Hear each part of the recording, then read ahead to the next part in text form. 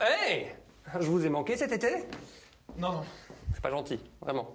Ça fait mal, là. Bon les mecs, nouvelle saison, autant vous dire que je suis chaud. Hop, étirement, comme ça. J'ai vu plein de nouveaux joueurs en plus cet été. Donc Kevin Trapp. Si, j'aime bien, j'aime bien. Bon, moi le truc que je retiens de début de saison de Kevin Trapp, tu vois, c'est pas vraiment ses boulettes. C'est que le mec en 3 mois, il parle déjà mieux français que Geoffrey Jourdain. Oh, regarde-moi ce regard vide. Bac plus 4, mon pote. Ah ouais. Hey! Salut à toi, petit aventurier fan de football. Cette semaine, nous ouvrons la grande encyclopédie du football à la lettre C. C'est comme cinéma. Certains l'appellent l'arc-en-ciel, d'autres le sombrero, mais son véritable nom en anglais est The Ardiles Flick. Toujours est-il que nous parlons bien de ce geste technique réalisé par Ilan Manciz face à Roberto Carlos lors de la Coupe du Monde 2002. Un geste qui humilia ce bon vieux Roberto. Tiens Roberto, mange! Un geste qui a un nom différent dans chaque pays, comme je vous le disais, et qui s'appelle d'ailleurs en Allemagne The Okocha Trick, du nom de J.J. Okocha, qui réalisa ce geste avec Francfort, et qui fit même des vidéos tutoriels pour montrer comment on le réalise. Réponds à ça, Joey Phoenix! Mais c'est surtout un geste qui a une vraie histoire, c'est un geste technique qui fut réalisé non pas en match, mais pour la première fois au cinéma. À nous la victoire, ou Escape to Victory en VO, est un film de 1981 réalisé par John Huston, film moyen sur un match de foot entre des détenus et des officiers nazis avec un casting aussi improbable que son pitch, Sylvester Stallone, Michael Caine, Jean-François Stévenin, Leroy Pelé ou encore Bobby Moore, le genre de truc qui paraît improbable et impossible à vendre aux producteurs.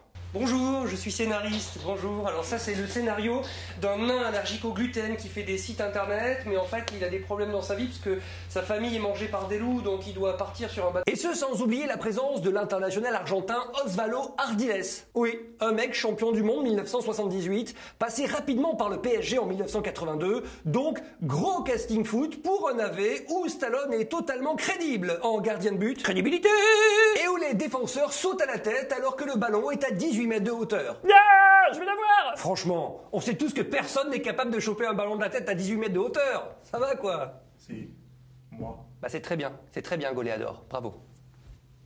Bref, dans une scène du film, Ardiles dribble des joueurs adverses et tout au ralenti tente et réussit ce dribble fou et totalement cinégénique.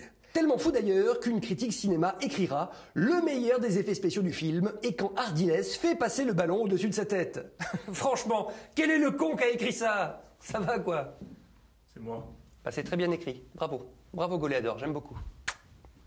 Et il s'agit là du premier exemple, et seul à ma connaissance, exemple de l'influence du cinéma sur le football.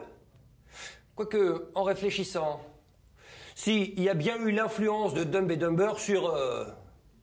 Bref. Bon, après de l'Ardiles Flick, il ne faut pas non plus en abuser, car c'est joli, comme on atteste ce but de dingue de Neymar, mais c'est perçu comme un affront par les joueurs adverses. Par exemple, en 2008, Frank Songo tenta le geste avec Sheffield face aux Queen's Park Rangers, et l'arbitre dut arrêter le match et calmer les joueurs de QPR qui voulaient littéralement lyncher le français. Et là, pour le coup, c'était pas du cinéma. À la semaine prochaine pour un tout nouveau numéro du Professeur Martinez, et la semaine prochaine, je vous expliquerai comment cacher un meuble de salle de bain dans le goitre de Louis van Gaal. Abonne-toi, I know you want to be with you.